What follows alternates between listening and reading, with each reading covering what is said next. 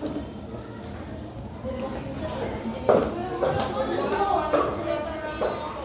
guys, good morning. So this is our continuation of our reporting about 21st century education. Then yesterday we tackled about last day. So asa kita nag-stop?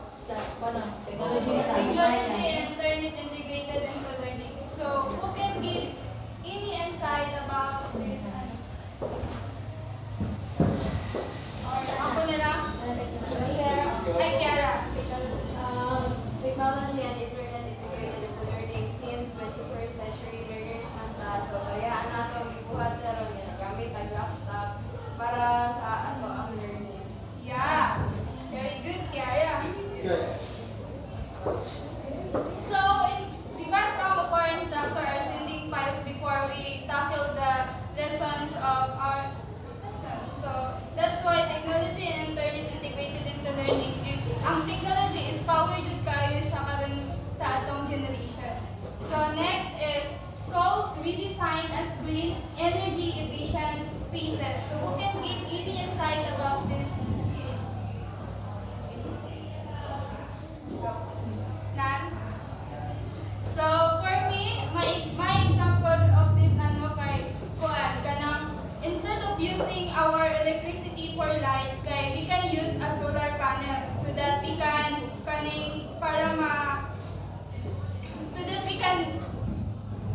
save our electricity. So, any kanang addition about or any other example about this? Diba sa tuwalon kay kasagaran natong ginakuan kay ang kanang mga solar jud. Yeah. So next is emphasis on research-based real-life curriculum. So example of this is kanang sa research nato kanang we can para makuha siya sa atong real life curriculum. Example is kanang segregation of our kanang garbage. Segregate siya. Ilaki ang biodegradable and non-biodegradable and recycles. So, then flexible spaces for projects, displays, and community involvement. Example of this is kanang sa experiment sa atong science. Diba, we have a flexible spaces. We can do outside about our experiment. Ginatawag gani siya flexible spaces kay bisag asa na siya magpan except sa classroom kay if ever experiments na siya possibility na mag-cause siya o kanang accident sa room na to himuon. So that experiments we can do outside. So next is technology and 21st century pedagogy. So first is technology as a tool for knowledge and social change. So who can give any insight about this? Kiara? So technology as a tool for knowledge and social change. So karon sa ato guys, di ba kasagaran nato nga para madungagan atong knowledge kay mag-search man ta sa internet, sa Google, CC, ChatGPT. Then agyan na nila ang mga tool para ma-discover kita nato ang mga wala pa nato nahibalan. And sa social change nato, emerging man kayo ang mga digital technologies, di ba? Karon like for example gani ka na sa McDo nga kanang mag-order ka dito na ka sa katutok-tuklok. So, na siya nga technology. Alright. You're right, Kiara. So technology is not only for entertainment. It's also help for our learning. Just like Kiara said that we can search in technology with technology sa CC, sa ChatGPT or else ba dila para maka-help sa tong para maka-get new information sa tong gusto nato ma-learn. So next is full access to Wi-Fi and digital give any example about this? So, di ba, in our home, we can use Wi-Fi or bisag diri sa atong campus na may free Wi-Fi. So, with that internet, we can easily access or we can research because of the internet or the Wi-Fi that we have. So, labs and centers for simulations and hands-on learning. Kinsa man diri ang makag-research. Finance. Labs and center short simulations are very common these days. It's where students perform the experiments or other types of activities where they learn more since it's hands-on learning. Yeah, very good. So, di ba sa ato mas preferred na to ang hands-on learning. Di ba, guys? So, example ani is kanang mga nursing, kanang salo, di ba? Oh, nursing. Oh, hands-on man jud na ilaha, samot na dito sa kanang hands-on man jud na ilaha dito. So, next is classroom equipped with media tools. I mean, So classroom equipped with media topics. My own insight about that is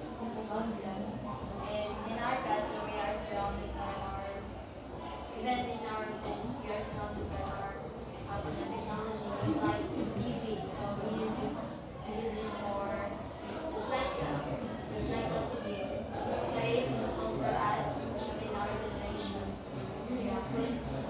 very good, Ivy. So, classroom equipped with media tools. It is kanang sa elementary so that magpukaw ang interest sa mga estudyante. We can show a video about what topic we For example, kanang sa volcanoes, eruption. So, pwede ta magpakita video sa mga estudyante para makabalo siya o kung sa dito. Yeah. So, next is resources utilized for exploration and knowledge creation. Who can give example of this? Sydney? So resources utilized for exploration and knowledge creation. So as we are on the 21st century, that we are more focused on technology. Technology is more a resource that we utilize for exploration and knowledge creation. For example, in a classroom setting, we use different technologies para dali sa mga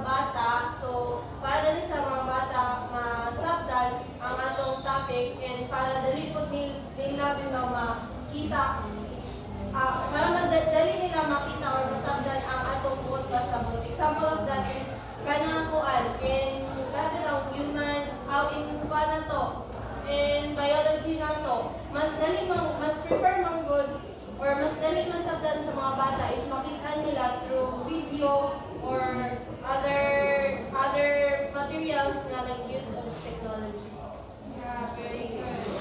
So, in addition, for example, kana kung gipa assignment mo sa inyong maestra for kanang mag-vlog bitaw, instead of kanang mag-search na mo from Google, kanang about sa information nga gusto niyong atuan para mag-vlog mo, you can explore kanang sa tinuod nga for example, sa Mount Gampoy. So, pwede mo makakuan dito.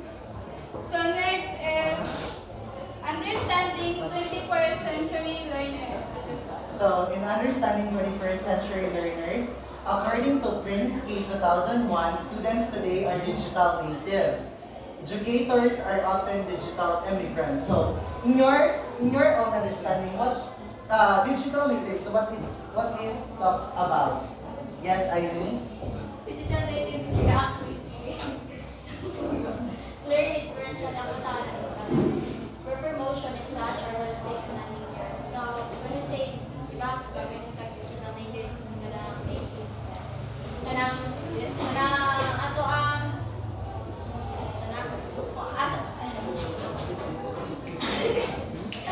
di ba pag yung natives sa natives ta kanang ko asa ta kanang kung sa to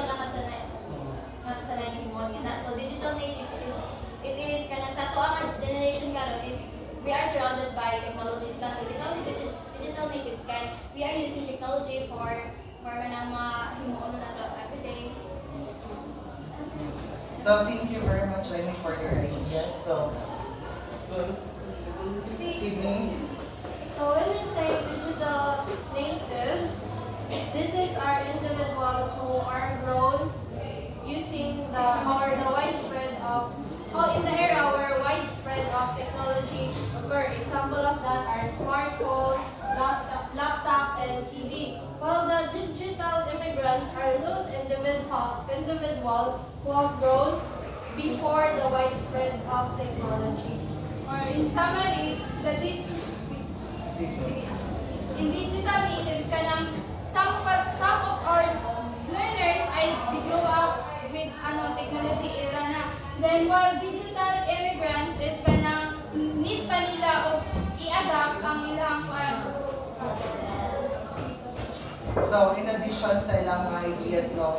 So thank you for your ideas. So Sydney said earlier that when we say digital natives, this is the people that grew up with technology and they're comfortable using it in today's world. And when we say digital immigrants, are the people who grew up before that without technology. So mga tao siya he grew before nga wala pa ang technology but they need to adapt kay mao ang 21st century learning sa atong century karon. So when we say immigrants, mo ni siya ang katong people kung sa ato pa contemporary world, mo ni siya ang people na murag need mo to blind nasod to have a future job na kanang itong makagigit sila. But we talk about the digital immigrants, which is nga people murag they need to adapt the technology of 21st century.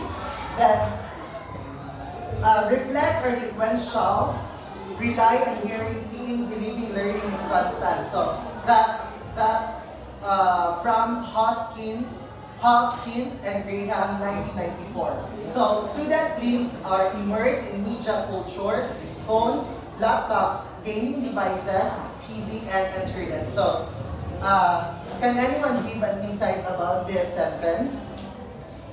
Bishelo?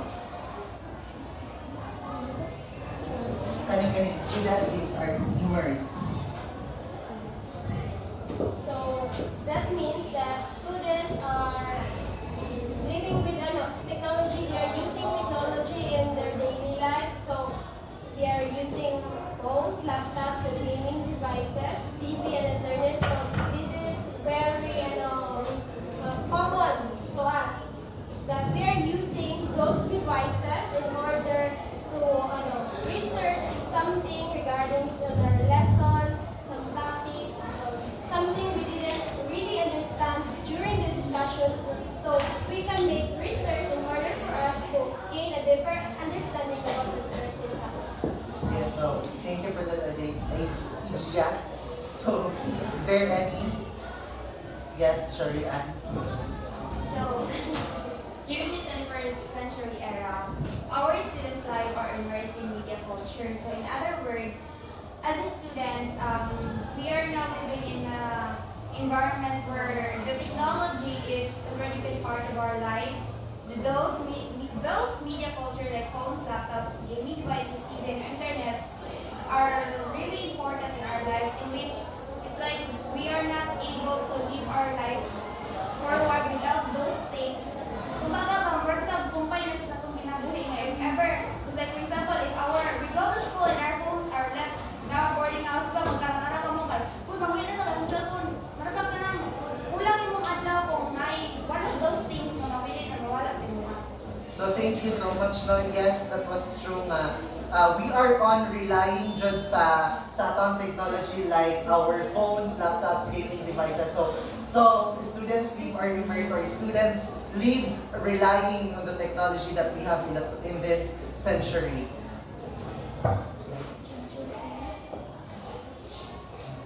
So ages 8 to 18 spend 6 hours daily on electronic media, often multitasking. So can anyone give an insight?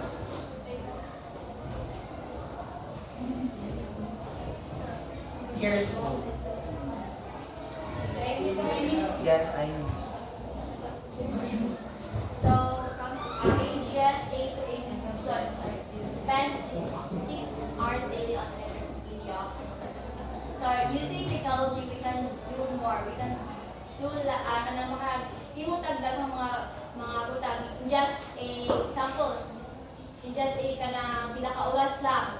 By using technology, we can makahimo ka naglaing butang while you're using example, nakahimo ko diri ay example, answer ko assignment. Then dapat yung laing butang, more because in a hour, makahimo ka daghan nga mga himo. The word multitask. Yes, Sydney. We all know ages 8 to 18 spend 6+ hours daily on electronic media, often multitasking. So we all know that in that age we are more we are more fun because we spend more time on our social media or using different kinds of gadget. Tapos, we do often multitasking. Usually, example of that, parehas na ko, I usually spend 8 hours using cell phone. In a day ha, nga may notification nga you reach 7 hours and 5 minutes sa akong cellphone. So, may balance ako nga pasakan. Maabot ng 8 hours akong pag-spend sa akong cellphone. Tapos, often multitasking. Example of that is kanang magkaunta. Diba, usually, bisag nagkaunta, nag-cellphone. Bisag nalibang, nag-cellphone. Nga na, ganun sa CR ang cellphone. So, mura ko Yeah, so thank you so much for that nice idea. So, not only the ages of 8 or 18, but in the second sentence, even preschoolers using digital tools for colors, numbers, and letters, problem solving and reading to kanabitang para mapaspas ang ilang pag-learn. So, Di ba kanang kasagaran mga bata doon is kanang kuan jud sila sa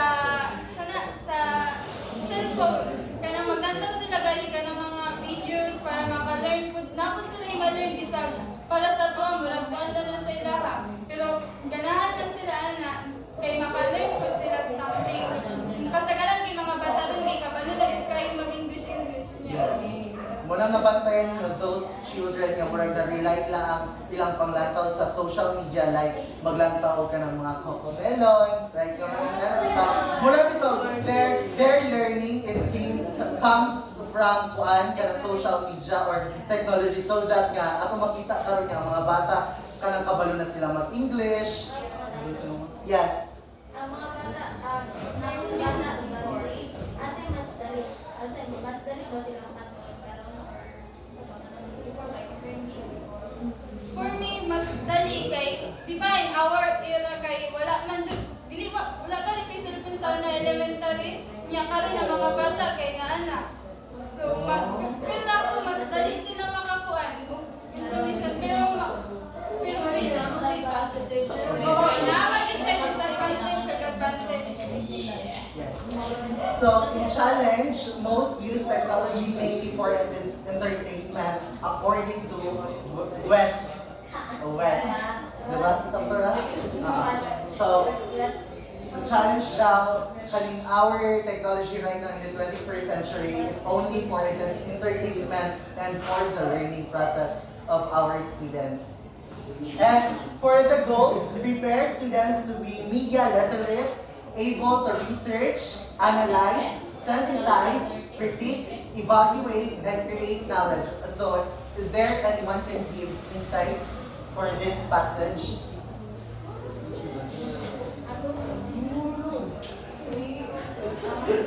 Yes, Kiara.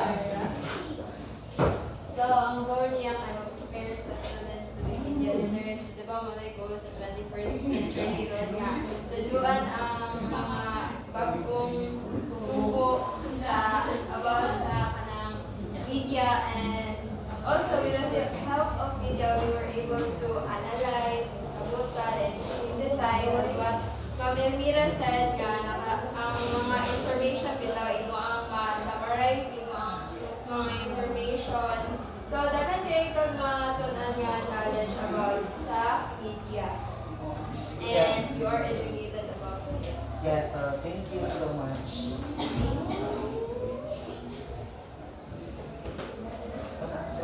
So 21st century skills, outcome, and the demands of the job market. The partnership for 21st century skills lists 3 types. So there are 3 types of skills or parts of the partnership for the 21st century skills list 3 types. So first we have learning skills. Critical and creative thinking, collaboration, and communication. So, is there anyone who can give an insight? Sunan.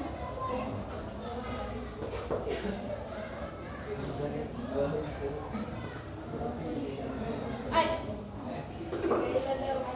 So, example of this is kanang you as an kanang murag manager sa inyong business is kanang you can collab your to others and the word collaboration communication with these skills kanang pwede na to maka-communicate through technology ang atong clients kanang sa mga online sellers di ba mo na kasagaran nila ginakuan sa TikTok mag-live na ka din para makabaligya ka sa imuhang pan.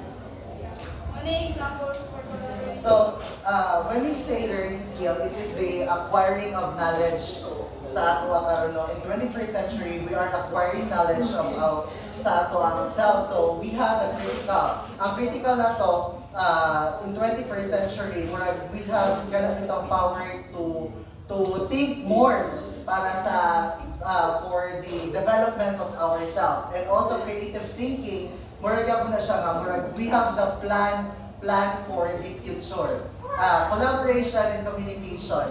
And next, literacy skills. Lysine. So, literacy skills, information, media, technology, literacy. So, in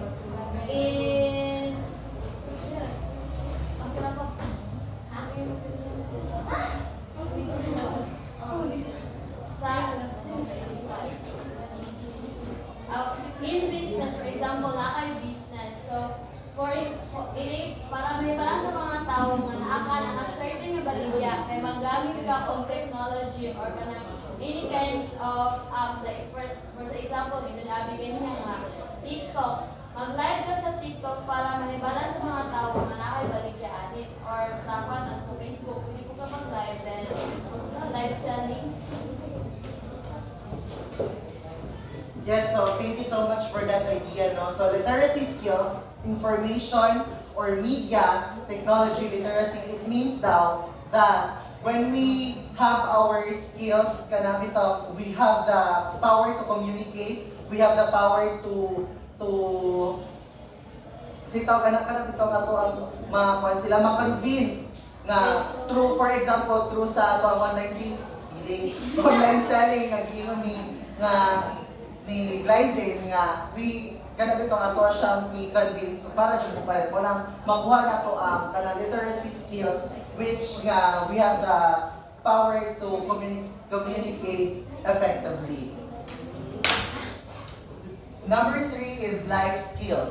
Flexibility, initiative, social skills, and productivity, leadership.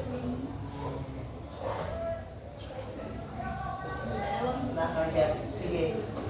I think life skills is adaptive behavior of individuals in which they adapt in every challenges in everyday life. Example is empathy or self-awareness, collaboration, like dungagan lang ni Sydney.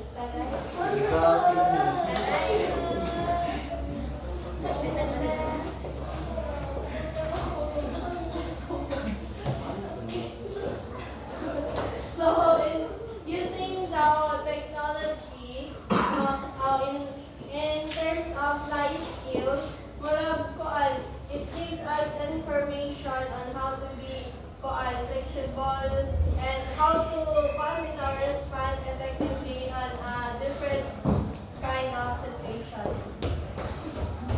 Thank you so much for that idea, Simi and Rezaline. So when we say or when we talk about life skill, it is where we are navigating the challenges that we have faces in our life, so that kanang our goals and our dreams in life, so we could achieve them. And also, in flexibility, initiative, social skills, and productivity leadership, it means that we need to adapt the or adaptation of the every challenges nga ato ang ma-face. Murag ato bitaw siyang dawaton, but we do not kana bitaw pasagdaan nga murag i-bring down ta niya, but we need to stand up para sa ato ang goals and dreams in life.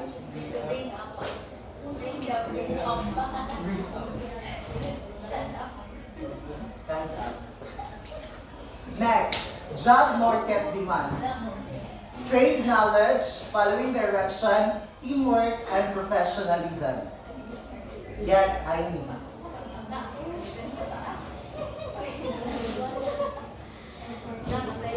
Job market is Sabihan mo, okay. demands great knowledge using technology for professionalism. When we have our examples that we job market. We have a business, so we should need to have we should need to have a we should need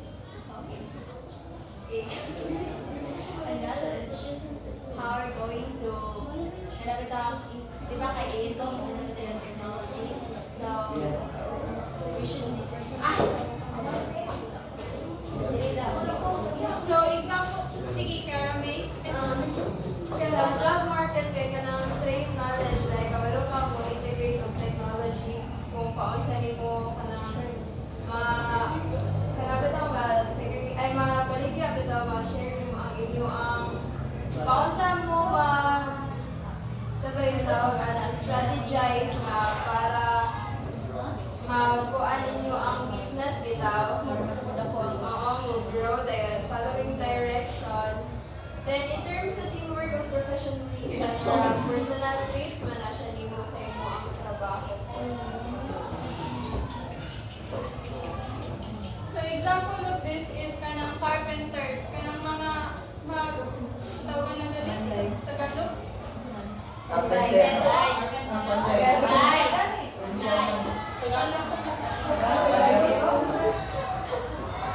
So, sa carpenter, di ba, kay magpaano na sila kanang dapat kabalo dyan sila kung unsa ilahang himuon, then dapat ginapalo po nila ang direction.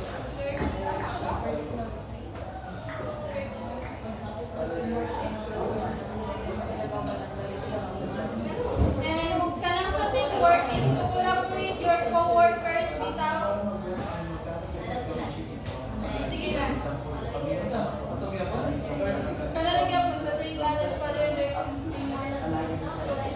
My idea about trade knowledge, since job man siya, as a job owner, dapat you know how to identify which is the good trade and the bad trade in business industry. And for following directions, I think since job man siya, as someone who's new, you should ask to the professionals, parang mga paano bitaw? Mga expert na para mo may follow.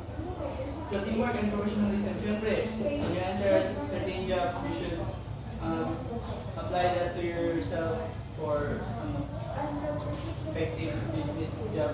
Yeah, very good guys. So, in following directions sabi siya, dapat we should follow directions so that we can avoid hazard. Sorry? So that we can avoid any kind of accidents. Guys, di ba, for example, construction, di ba, we should follow in the rules or regulations about that, guys, para dili ma-accident nila. So, next is efficiency, honesty, fairness, punctuality. Ella. Efficiency, honesty, fairness, and punctuality. So, efficiency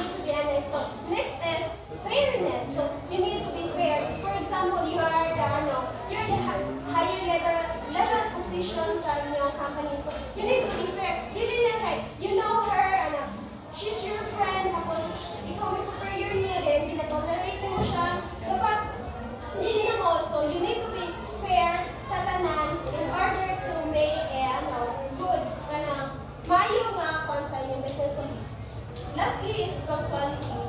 So, about giving the punctuality to my classmates in order to share their ideas. So, yun Yes, yung Sherry Ann. Nice. Punctuality na ha. When we say punctuality, it means na parang on time ba? Pero di ba sa efficiency, is kasi ano yung minutes Working on time. pag we say punctuality, like on time ka, for example, you are an employee, so dapat, if gitagaan ka task, dapat on time ka maghatag sa imong task.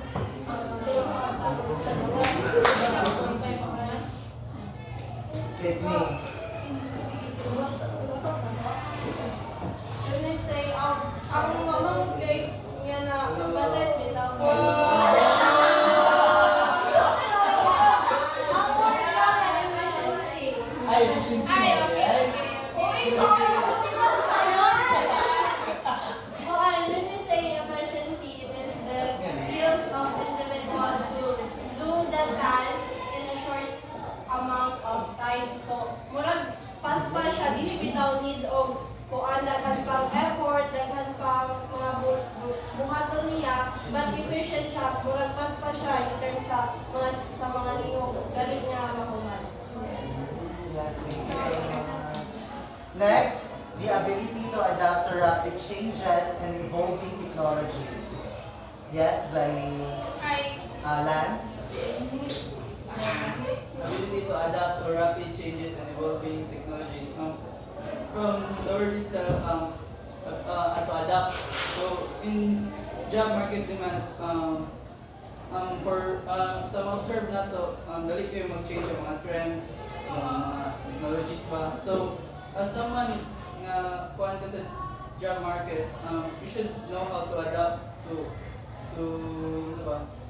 adapt to those rapid changes na mahitabo sa job.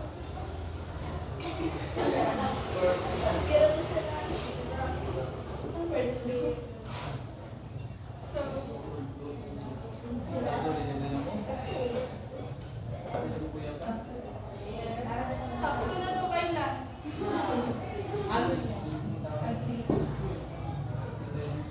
So next is industry requirements. First is critical thinking, problem solving, innovation.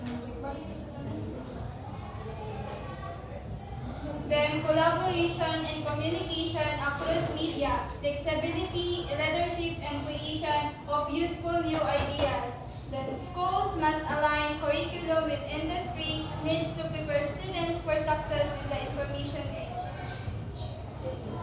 So, murag pa naman kayo sa tuwa kay murag kung na kayo ni siya nga definition guys, balik-balik na siya. It more kwan siya nga ang qualification and standard sa ang personal growth bitaw. Murag naa nato makuha para sa ato ang skills, knowledge, and also for our kwan jud ato ang critical thinking or collaboration more on that nga ang qualification jud may ginapangita sa ato ang self. Yes. So, this is the industry requirements. 21st century learning application. Skills apply across all the academic areas and community settings.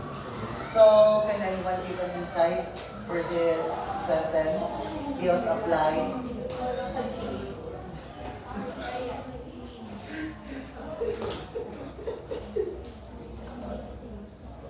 So, anyone? So, example of this is kanang we cannot kanang dili lang ta mag-focus sa we don't focus on one subject only. The word learning implications, we can use any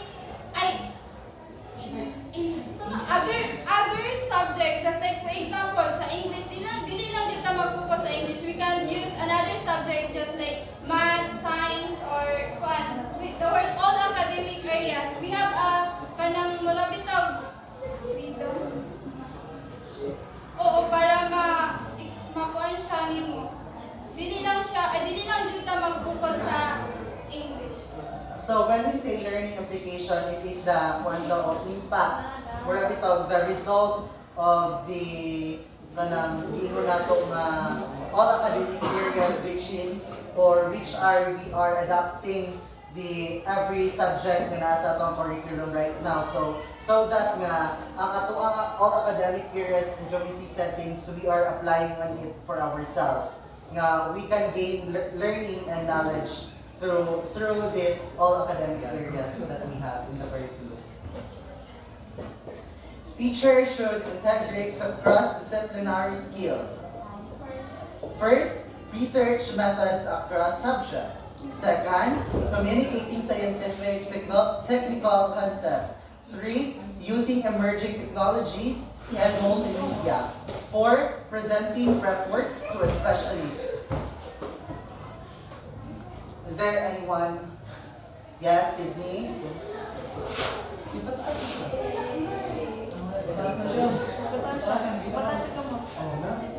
Kanina na, pwede na. Gikan sa teacher should integrate cross-disciplinary skills.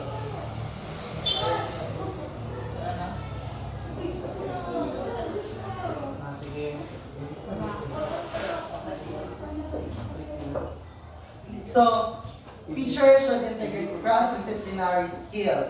So, when we say cross-disciplinary skills, ang ato ang pag-adapt and or we say na kanabitang diverse jud. Walang dapat nga teachers should integrate kanabitang diverse learning so that nga every students or every nga matuluan niya murag ma-adapt bitaw nila in every strategies or way that they need to kanang sa na-discuss. Research method across subject, communicating scientific technical concept. So this is all the kanabitang buhatunon sa teacher so that nga ang iyang ma-discussionan kay murag mag-gain nila ang cross-disciplinary skills through this four skills. Accrediting bodies may require 21st century skills and curriculum and assessments.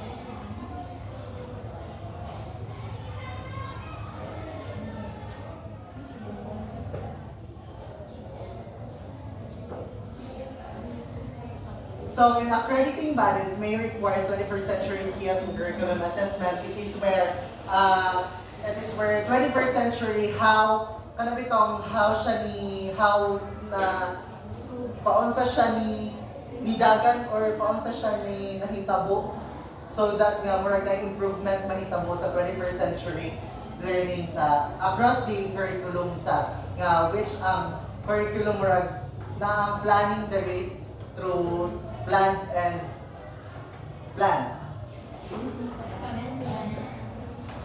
assessment. So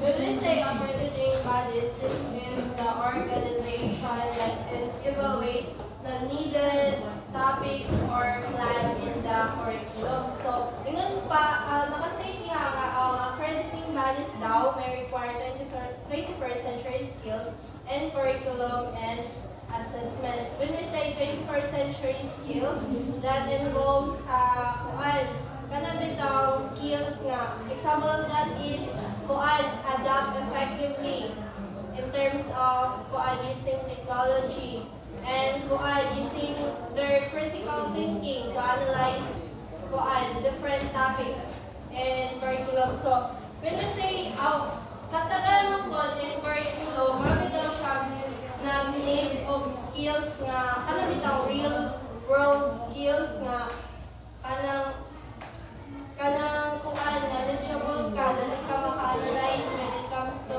different situations. yes, thank you so much for that nice idea, Sydney. So when we say accrediting bodies, this means goals are kung sa ato pa lang sa ato ang curriculum in this school, we are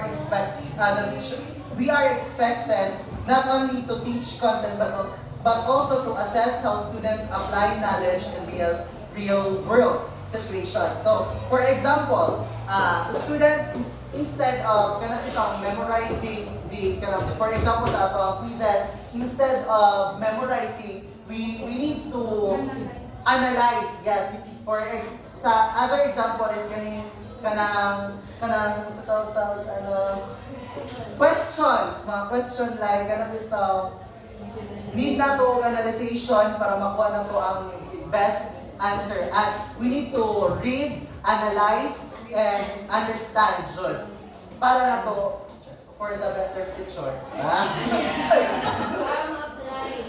So we need to, para ma-apply sa ato ang sa school should promote applied skill, critical thinking, teamwork, so internships, apprenticeships,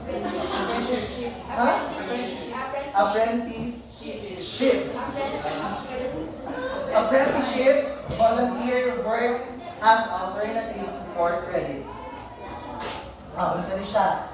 Can anyone?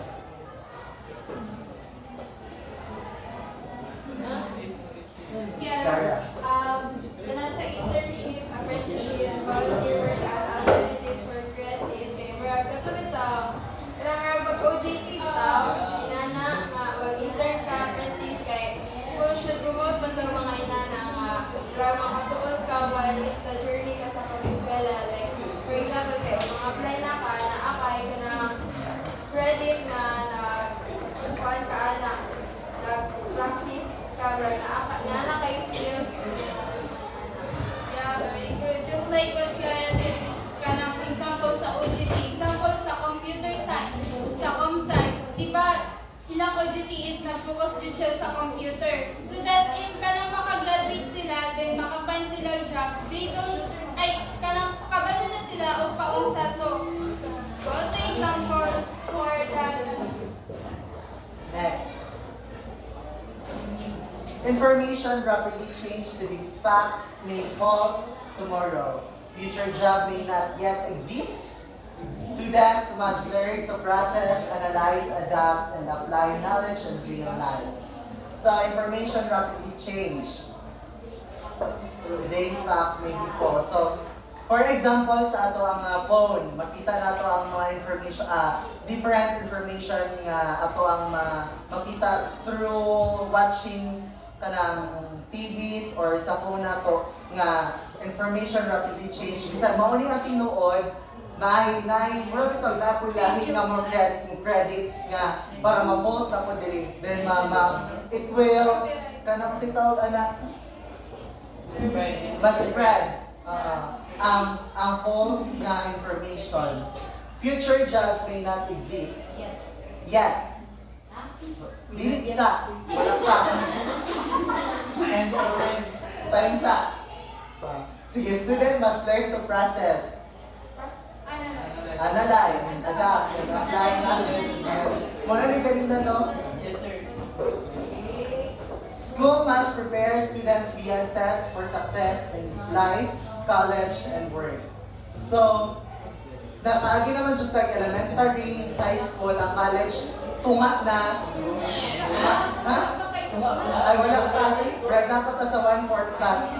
This schools kanang prepared us for better future sa ato like sa ato future jobs, sa ato future careers. So through this kanang makita nato ang mga assessments, through mga tests and exams, dili na to masukod in English. Ma-test atong knowledge or ma-measure our knowledge.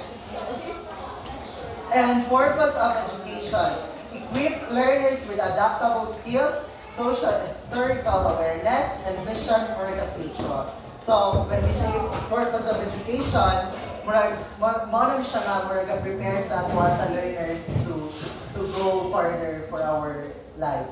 Equip learners with adaptable skills like at kani mga subject nga ato ang makuan. So, gitrain ko ta, for example, sa ato ang pag-demo, they trained us nga para mo kuan jud ta mahimo nga future teacher pohon. nga ma-adapt na po ang skills nga mura gina-produce sa mga teacher, but also this time atong ma-sabtan or atong ma-understand why they need to learn. Yes. Next, Paradigm. shift for 21st century education. So from the pictures up in screen, what do you observe? What is the difference between two pictures above? Andi Joanna? The difference in the pictures are in the left side,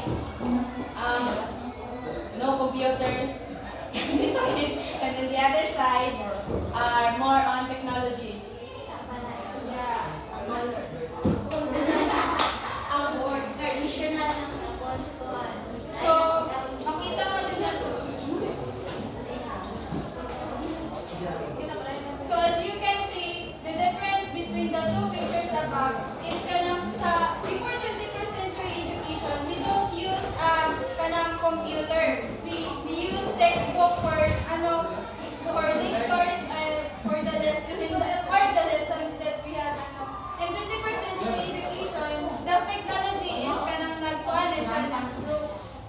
So the time base and the outcome is So we are not discussing this because we know this.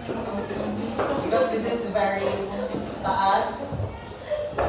Where it talks about sa ato 21st century before. Ay, sa before without the 21st century and for now that we have our 21st century.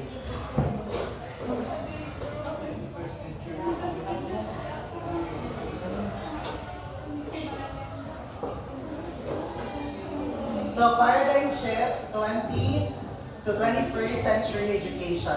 Education involved with students at the center of learning. So yes, it is true that student is the center of our learning, which the students are the center of all discussion in the process of learning. So use of technological tools to explore knowledge and prepare for future careers. So in this generation, with the technological tools, we explore knowledge. So we can learn from technology to get information that we want to learn.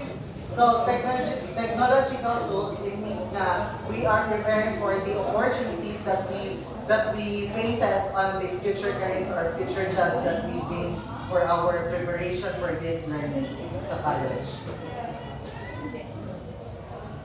Assessment are vowed to develop multiple literacies in diverse contexts. So assessment.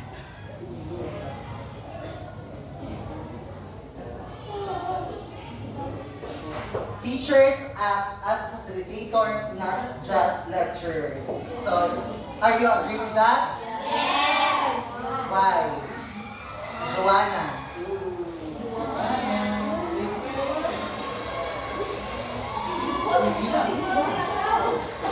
Good, yes.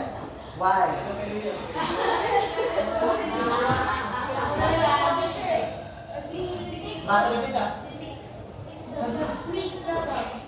Teacher act as facilitator, not just a lecturer. Why? So, as my understanding about that sentence, teachers act as facilitators, not just lecturers. For example of that, teacher allowed students to report like what you did right now, and the teachers guide only for and for the addition learning. Yara. In addition to Ate Joanna's answer nga, teachers act as a facilitator. So, nadakit man nato na sa ito ang fed na subject na we will let the students learn by doing and indulge them in the hard, messy work. So, di ba sa one, di ba mas maka-learn ta if ma-experience nato siya dili lang kaysa ato ara bitaw una nga sabto nato na siya nga ingana rin na siya pero mas makasabot ta if ma-experience jud nato siya. Yes, thank you so much. So that what we call teacher as a act as facilitators, not just as lecturers. So curriculum connects learning to real life, integrates disciplines, and promotes holistic growth. So when we say curriculum, everyone or classmate, it is the art of learning, which connects learning to real life. Kani ato ang learning to real life, ang ato ni siyang mag-gain through experiences, integrate disciplines, paano sa nato i-manage ato ang self, and promotes holistic growth, paano sa nato i-manage our personal growth or ourselves through sa our environment or as a tanas society na belong.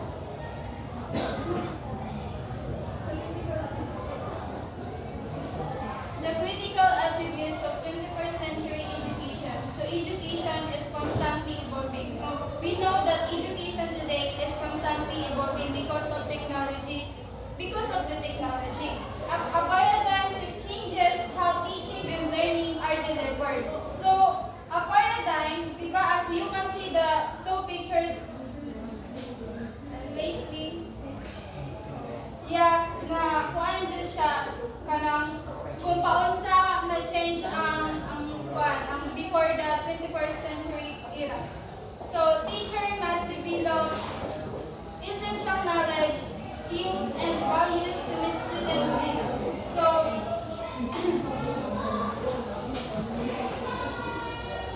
in that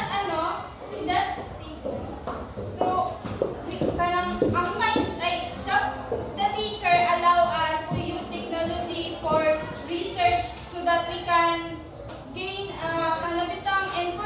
we can get information through technology, and the knowledge that we have kanang research nato is makuha. Then we have a skills also for kung paunsa mag-use sa technology and values to meet students needs. So kung unsa ang prepared sa estudyante, we need to value or we need to kanang adapt what the students needs. So in this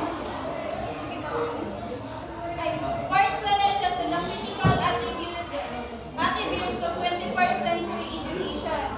We had integrated and interdisciplinary global classrooms, 21st century skills, relevant, rigorous, and real world, creating and adapting to concern personal and social change and lifelong learning, project-based and research-driven, student-centered, technologies, and multimedia. So, the integrated and interdisciplinary curriculum connects various subjects to enhance learning. So, who can give any insight about this? Integrate and interdisciplinary.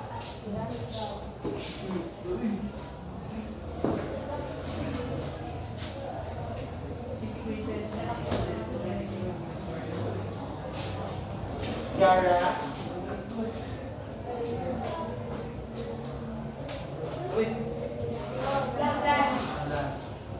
Integrated and interdisciplinary curriculum connects various subjects and learning.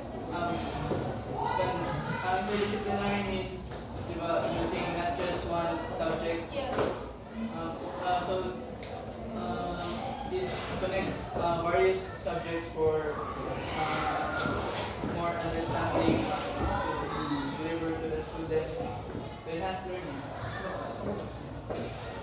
So, Lance is correct. So, we integrated and interdisciplinary. We do not use only one subject. We can use math, science, so that we can broaden our understanding in every subject. So next is technologies and multimedia. Uses ICT, online tools, and multimedia for effective learning. And teaching.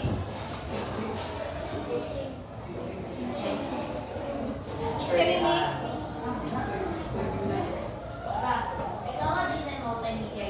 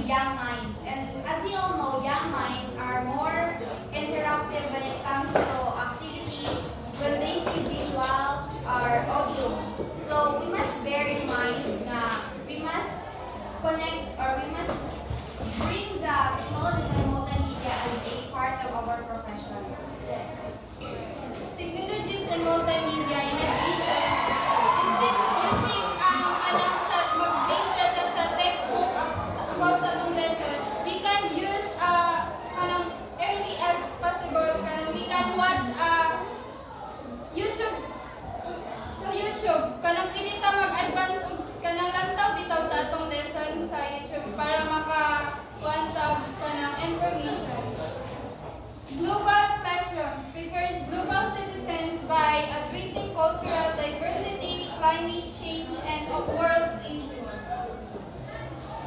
Sydney.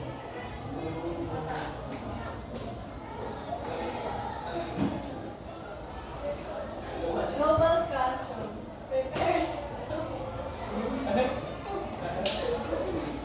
global citizens by addressing cultural diversity, climate change, and world issues. So, in 21st century education and curriculum, it promotes global classroom where where we tackle about or discuss about different cultures of individuals and different issues that happen in our society. Oh, the word global, we can connect it to other countries so that we can learn their culture or kung saan po sila lahang. So, next is lifelong learning. Learning happens anytime, anywhere, applies knowledge to real-life situations. The word lifelong learning Is we can learn everywhere. and anywhere. So our experiences, also the best teachers, our experiences the best teachers in our lives.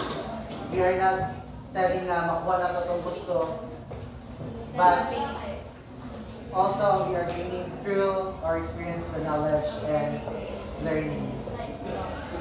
And Yes, the distance. learning also is infinite. Yes. And as we learn in our college life, they tackle that learning is lifelong or kung ano namin tawag hantod. We can learn through our environment, not only just in school, we also learn on our home or the environment that we live in. So, ang learning daw, dili lang dili lang karong wala na or tuiga, but maka-learn ka throughout our journey sa atong life. Thank you so much.